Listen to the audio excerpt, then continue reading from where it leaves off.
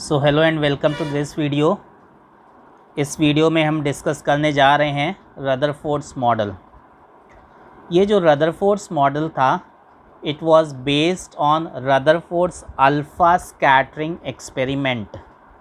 Okay, तो इस alpha scattering experiment में रदरफोर्ड ने क्या किया था, उन्होंने एक ब्लॉक ऑफ लेड लिया था।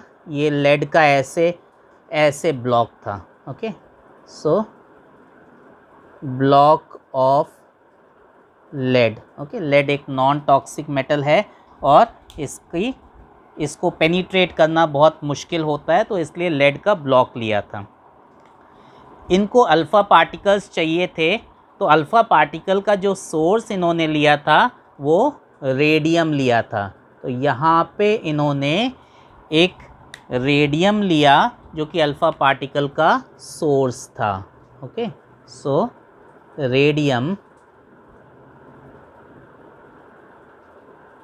Which is source of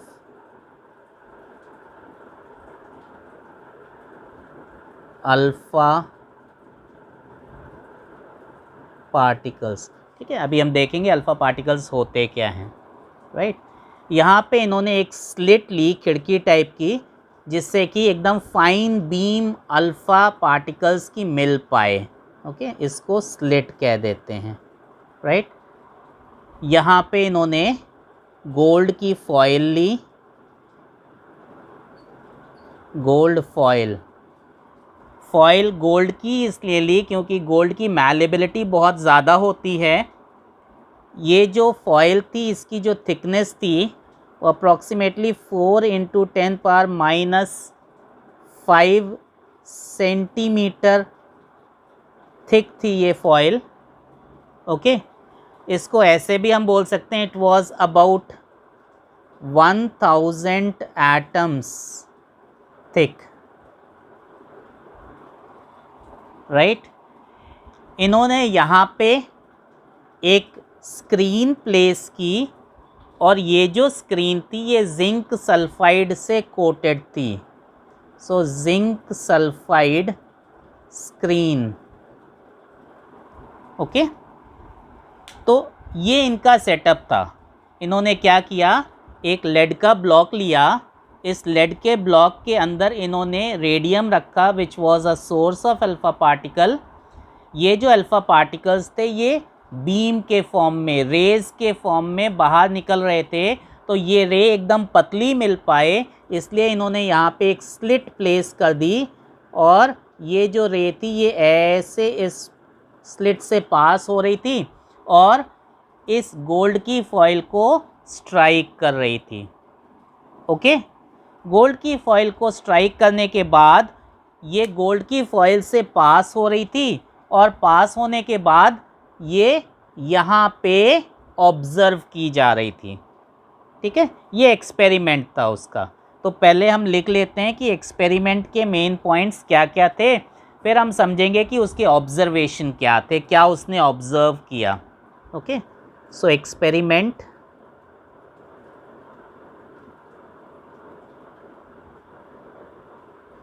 first point, उसके एक्सपेरिमेंट का पर्पस क्या था, वो इलेक्ट्रॉन और प्रोटॉन की पोजीशन को फाइंड करना चाहता था। So to know the position of electrons and protons in an atom. Okay, so ये जो एक्सपेरिमेंट था ये 1911 में किया गया था और इस एक्सपेरिमेंट का नाम था अल्फ़ा स्कैटरिंग एक्सपेरिमेंट। सो इन 1911 Rutherford performed alpha scattering experiment. Okay, अब ये अल्फ़ा पार्टिकल्स जो चाहिए थे वो कहाँ से मिले, ये अल्फ़ा पार्टिकल रेडियम से मिले। Okay, so third point, the alpha particles needed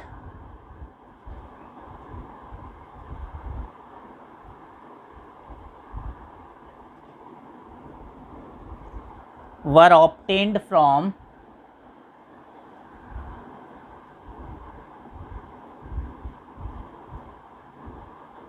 radium.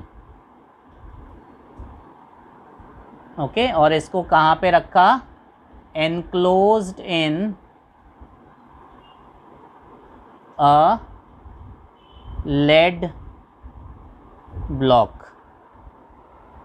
Okay, right. अब थोड़ी सी जानकारी इस अल्फ़ा पार्टिकल के बारे में ले लेते हैं कि ये अल्फ़ा पार्टिकल्स होते क्या हैं। ओके, तो ये जो अल्फ़ा पार्टिकल्स होते हैं, alpha particles, okay, alpha particles are nothing but doubly charged helium. Okay, क्या मतलब हुआ कि एक ऐसा हीलियम एटम जिसमें से इलेक्ट्रॉन्स निकल गए हैं, वो अल्फ़ा पार्टिकल होता है। Okay, so helium atom without electrons. Okay, क्या मतलब हुआ? He2+। Okay, helium atomic number 2 होता है सॉरी, इसके न्यूक्लियस में 2 प्रोटॉन्स होते हैं और इसमें 2 इलेक्ट्रॉन्स होते हैं। तो पहले तो ये सारी चीज़ें पता नहीं थी, है ना। तो इतना पता था, हीलियम के अंदर 2 इलेक्ट्रॉन्स होते हैं। ओके, और 2 प्रोटॉन्स होते हैं। प्रोटॉन की पोजीशन नहीं पता थी, इलेक्ट्रॉन की पोजीशन नहीं पता थी। तो हीलियम में से जब 2 इलेक्ट्रॉन्स निकल गए तो जो बच गया उसको अल्फ़ा पार्टिकल कहा जाता है। Okay, He2+, it is what, इसको कहते हैं, it is doubly charged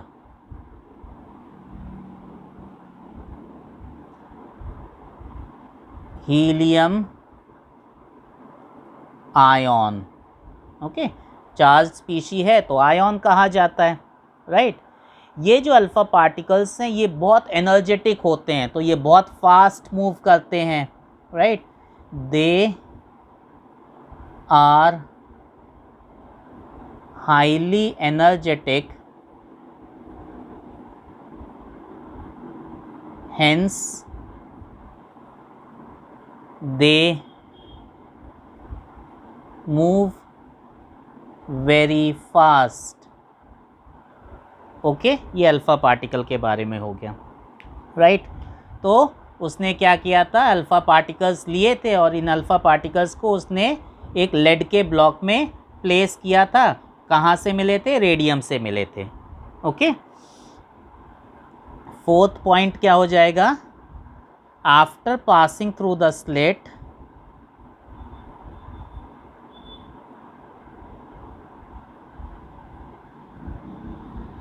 after passing through the slit, these particles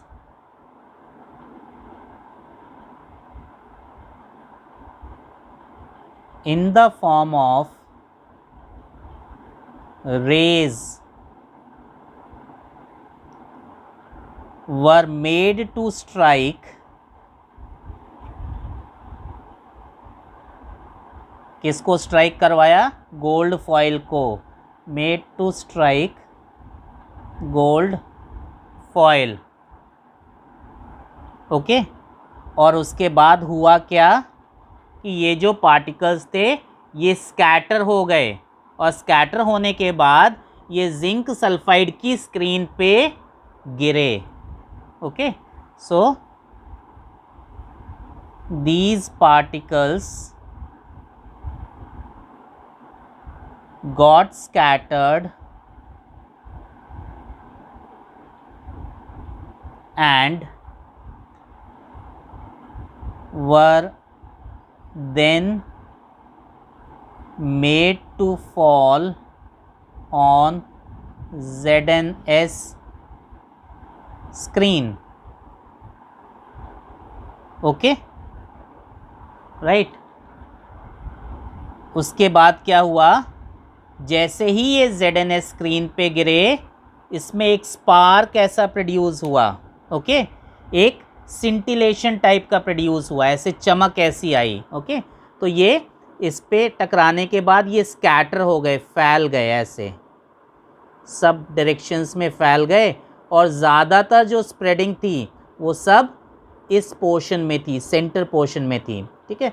बहुत कम स्प्रेडिंग यहाँ पे देखने को मिली, बहुत कम यहाँ देखने को मिली, बहुत कम यहाँ देखने को मिली, ठीक है, और बहुत ही कम पार्टिकल्स रिबाउंड बैक कर गए, ओके।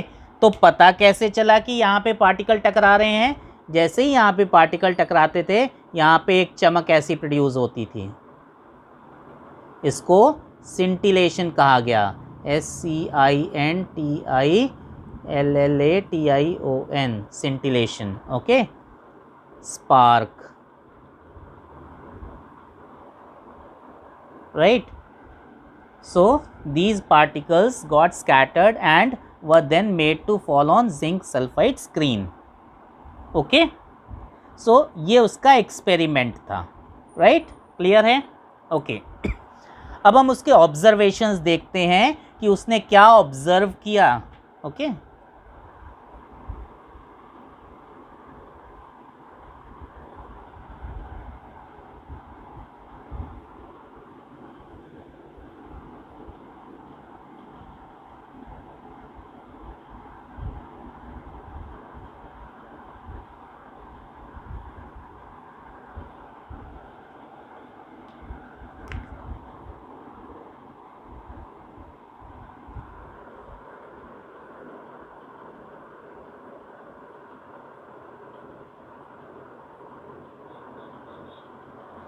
So now observations. पहली चीज़ उसने क्या ऑब्ज़र्व की, उसने देखा कि एक्चुअली उसका एक्सपेक्टेशन क्या था, उसने सोचा था कि गोल्ड के एक एटम का साइज़ तो बहुत बड़ा होता है ना, तो गोल्ड का एटम बहुत हैवी होता है, ओके। और इस गोल्ड के एटम से जब अल्फ़ा पार्टिकल्स टकराएंगे तो ये अल्फ़ा पार्टिकल वापस चले जाएंगे, रिबाउंड बैक कर जाएंगे, राइट। लेकिन उसने जो देखा वो उसके एक्सपेक्टेशन के एकदम अपोजिट था, ओके। तो उसने पहला पॉइंट क्या ऑब्जर्व किया कि most of the alpha particles कितने, अबाउट 99% सीधे चले गए without any deflection. Most of the alpha particles passed through the gold foil without any deflection, okay. ज़्यादातर alpha particles without any deflection सीधे पास हो गए, ठीक है। कुछ अल्फ़ा पार्टिकल्स जो थे they were deflected by small angles।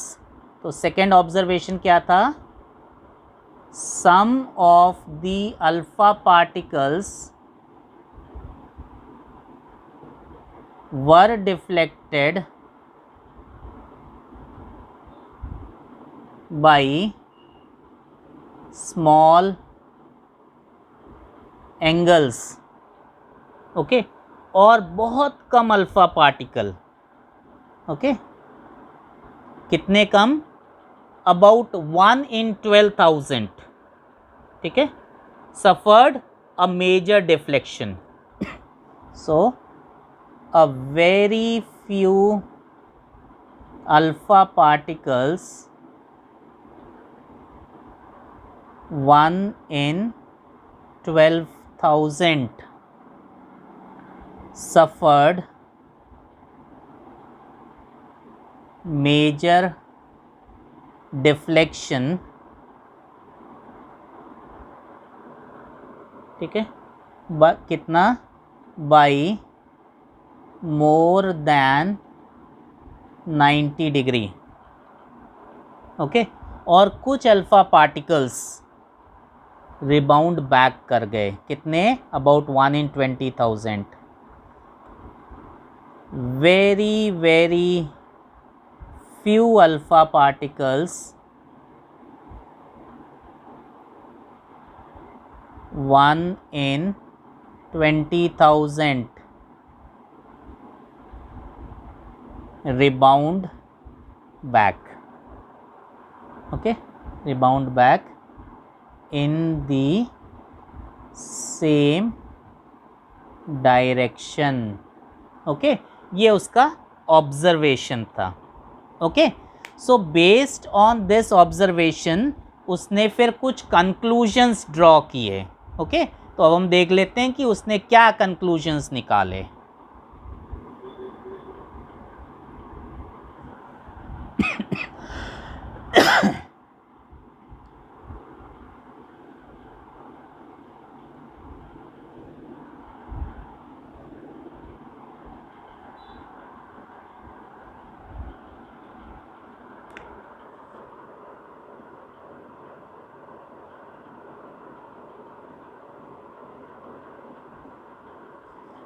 So now we will see the conclusions.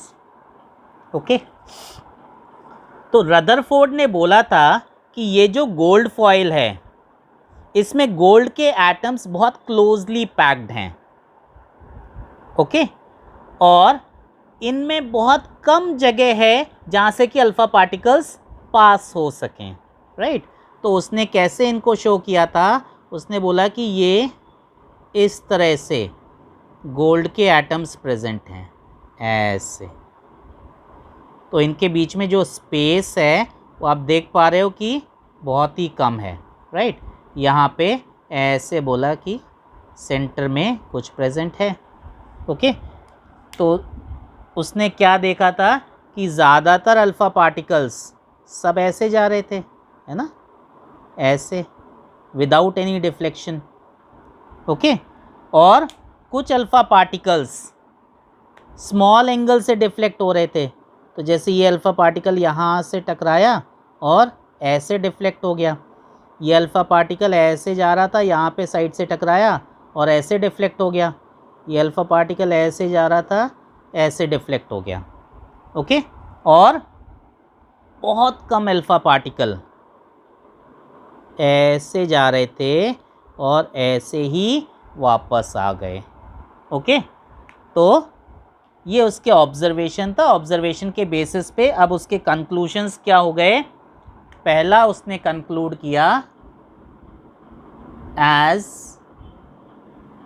Most of the alpha particles passed through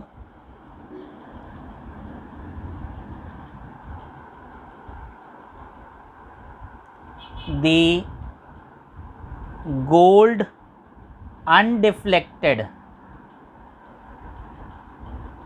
है ना, ज़्यादातर तो सीधे चले गए। तो उसने क्या बोला?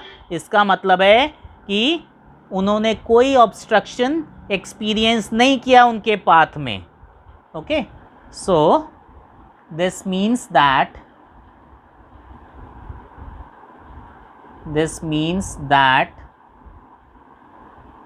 they did not experience any obstruction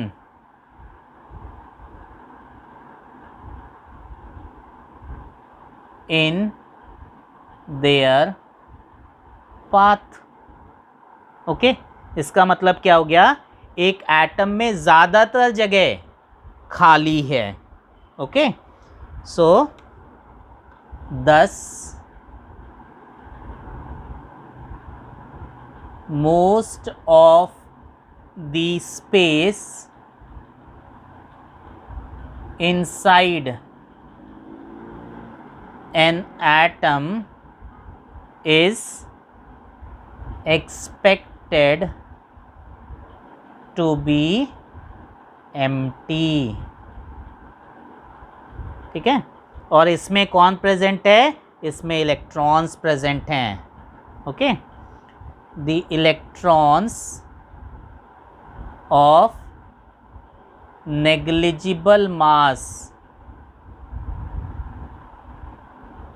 are supposed to be present in this space.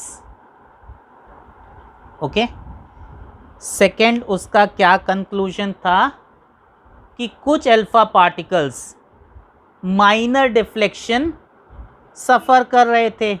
इसका मतलब है कि वो किसी ऑब्स्ट्रक्शन से टकराए होंगे, right. So some of the alpha particles suffered minor deflection,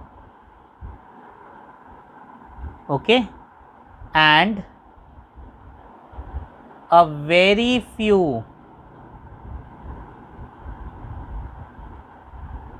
suffered major deflection, okay। इसका मतलब क्या हुआ? This means that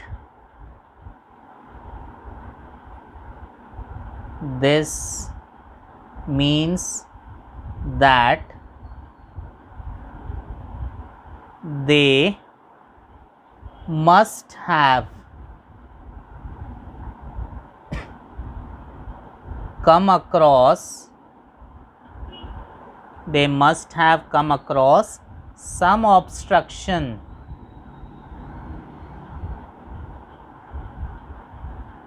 in their path, okay. तो ये ऑब्स्ट्रक्शन कैसा होगा? ये जो ऑब्स्ट्रक्शन था, ये ऑब्स्ट्रक्शन बहुत स्मॉल था, बहुत हैवी था और पॉजिटिवली चार्ज था, okay. This obstruction was very small, heavy and positively charged, okay. ये जो ऑब्स्ट्रक्शन था ये कैसा था? स्मॉल था, हैवी था और पॉजिटिवली चार्ज था, ओके, राइट। तो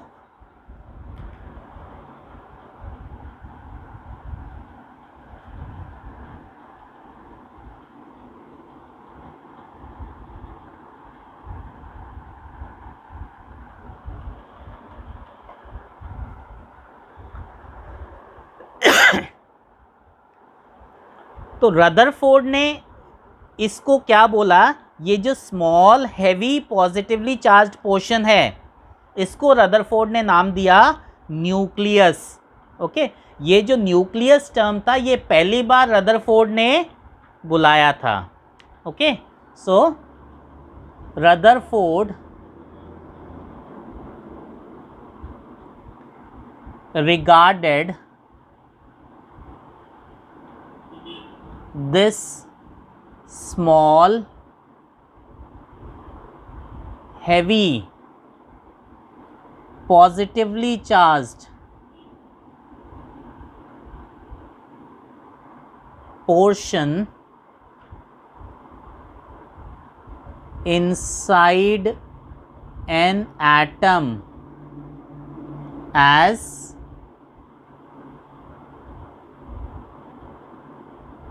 न्यूक्लियस, ओके। इसने उसका नाम रखा न्यूक्लियस, ठीक है। और उसने क्या कंक्लूड किया कि जितना भी पॉजिटिव चार्ज है प्रोटॉन की वजह से वो सब इस न्यूक्लियस के अंदर प्रेजेंट है और एटम का पूरा मास इस न्यूक्लियस में है, okay. All positively charged protons were supposed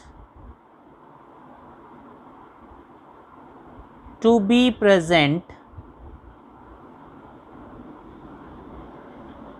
inside the nucleus and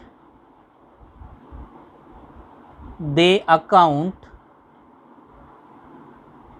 for its mass. Okay, atom का जो पूरा मास था वो इसी की वजह से.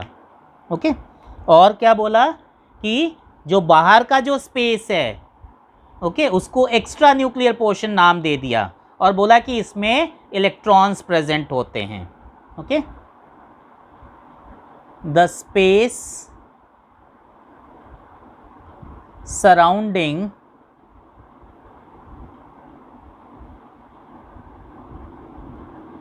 the nucleus was called extra nuclear portion. Okay, and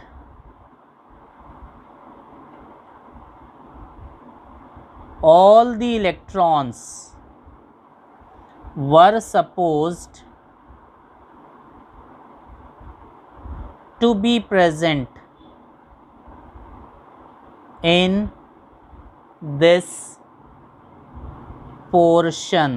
okay, जितने भी इलेक्ट्रॉन थे वो सारे इस एक्स्ट्रा न्यूक्लियर पोर्शन में प्रेजेंट थे. एक्स्ट्रा न्यूक्लियर पोर्शन क्या है? न्यूक्लियस के बाहर वाला पोर्शन. ओके, ये उसके कंक्लूजन्स थे. राइट, अब इस कंक्लूजन के बेसिस पे फिर उसने अपना मॉडल डिज़ाइन किया. ओके, तो अब हम देखेंगे उसके मॉडल के जो पोस्टुलेट्स थे.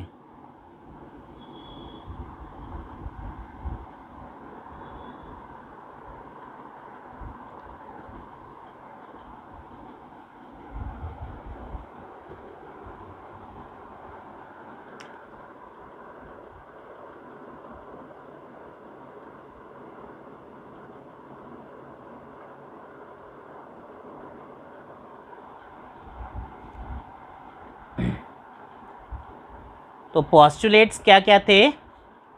पहला, एक एटम दो पार्ट से बनता है, nucleus and extra nuclear portion. An atom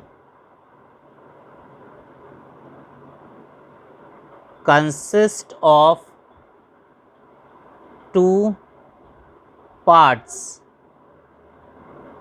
nucleus and extra nuclear portion.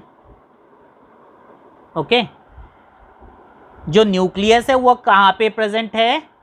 वो एटम के सेंटर में प्रेजेंट है. सेकेंड पॉइंट उसने क्या बोला? The nucleus is present in the center of the atom. ये कैसा है? It is massive. ठीक है, पूरा मास इसी में प्रेजेंट है. ओके, और कैसा है? Positively charged. Okay, positively charged है. और कैसा है? Extremely small. ठीक है, बहुत छोटा है. ओके, थर्ड पोस्टुलेट उसने क्या दिया कि ये जो पॉजिटिवली चार्ज न्यूक्लियस है, इसका जो पॉजिटिव चार्ज है वो किसकी वजह से है? प्रोटॉन्स की वजह से है. ओके, और क्योंकि अलग अलग एटम्स में डिफरेंट नंबर ऑफ प्रोटॉन्स होते हैं, तो अलग अलग एटम के न्यूक्लियस में जो पॉजिटिव चार्ज का मैग्नीट्यूड होगा वो भी डिफरेंट होगा. Okay, so the positive charge of the nucleus is due to protons, since different atoms have different number of protons, therefore the magnitude of positive charge is also different for different atoms. Okay, magnitude का मतलब होता है उसकी value, ठीक है। तो अलग अलग एटम में ये जो पॉजिटिव चार्ज है इसकी वैल्यू भी अलग अलग होगी। ओके, फोर्थ पोस्टुलेट क्या था कि जो एक्स्ट्रा न्यूक्लियर पोर्शन है उसमें इलेक्ट्रॉन प्रेजेंट है। एक्स्ट्रा न्यूक्लियर portion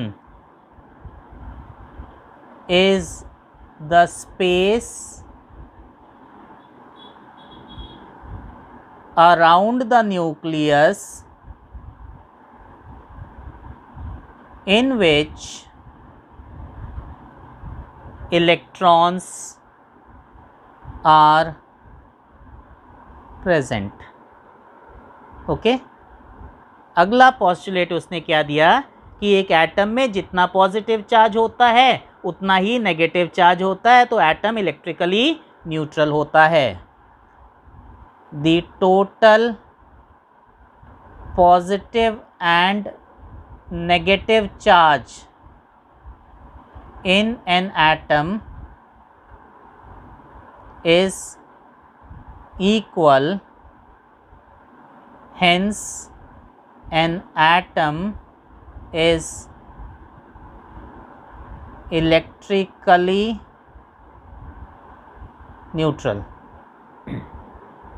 ओके, और लास्ट पोस्टुलेट उसका क्या था कि ये जो इलेक्ट्रॉन्स हैं इस एक्स्ट्रा न्यूक्लियर पोर्शन में ये स्टेशनरी नहीं है, एक जगह खड़े नहीं हैं। ये जो इलेक्ट्रॉन्स हैं ये सर्कुलर पाथ में बहुत हाई स्पीड से रिवॉल्व कर रहे हैं, और ये जो सर्कुलर पाथ है इसका नाम रखा गया ऑर्बिट। ओके, तो ये जो इलेक्ट्रॉन्स हैं ये इन ऑर्बिट्स में बहुत हाई स्पीड से रिवॉल्व कर रहे हैं। Okay, so electrons are not stationary but revolve with high speed around the nucleus in circular paths called orbits. Okay, तो ये रदरफोर्ड के मॉडल के पोस्टुलेट्स थे।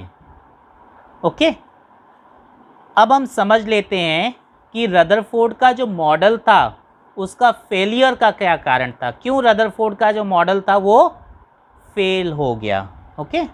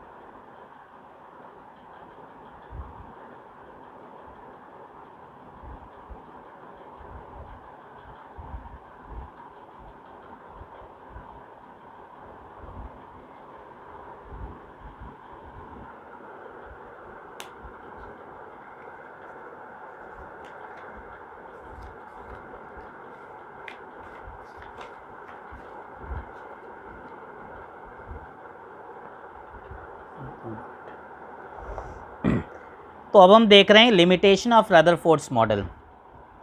तो रदरफोर्ड के अनुसार जो इलेक्ट्रॉन है वो सर्कुलर पाथ में न्यूक्लियस के चारों तरफ घूमता है। ओके, रदरफोर्ड के अनुसार जो इलेक्ट्रॉन है वो ऑर्बिट्स में चारों तरफ घूमता है, राइट। एक ऑर्बिट में क्योंकि इलेक्ट्रॉन का डायरेक्शन कंटिन्यूसली चेंज हो रहा है, इसका मतलब है उसकी वेलोसिटी चेंज हो रही है, और अगर वेलोसिटी चेंज हो रही है तो हम कह सकते हैं कि electrons are accelerating. Okay, electrons are accelerating, right. तो उस टाइम पे एक थियरी आई थी called Maxwell's electromagnetic theory of radiation.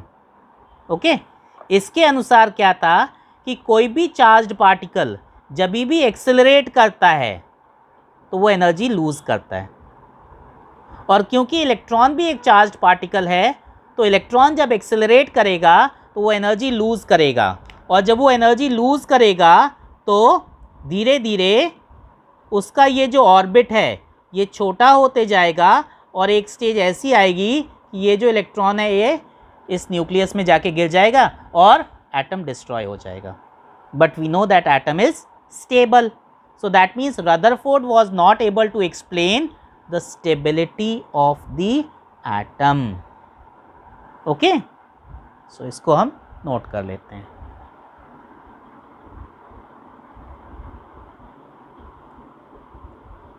The revolution of electron in a circular orbit is not stable. Any particle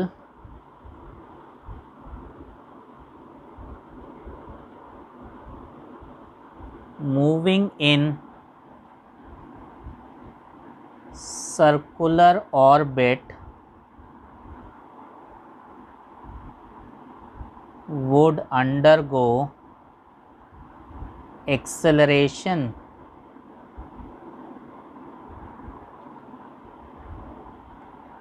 during acceleration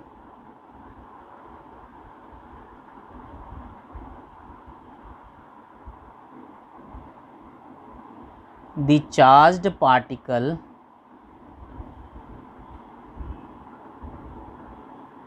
would radiate energy. Okay, तो अब क्योंकि electron भी एक चार्ज्ड पार्टिकल है और एक्सेलरेट कर रहा है तो ये भी एनर्जी लूज करेगा। दस revolving electron also would also lose energy and finally fall into the nucleus. If this were so, the atom should be highly unstable and hence matter would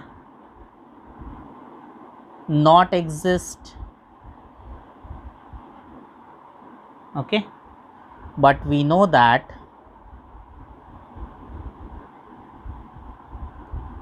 atom is stable, right?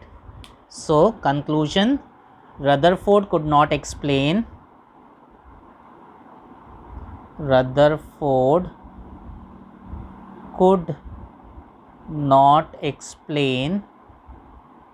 stability of an atom. Okay, तो I hope आपको ये topic एकदम clear हो गया होगा। अगर आपके कोई डाउट्स हैं, कोई क्वेश्चंस हैं तो आप कमेंट सेक्शन में लिख के मेरे को पूछ सकते हैं and I will reply to it. Thank you very much. Do not forget to like, share and subscribe my channel. Press the bell icon to get the latest updates on upcoming videos.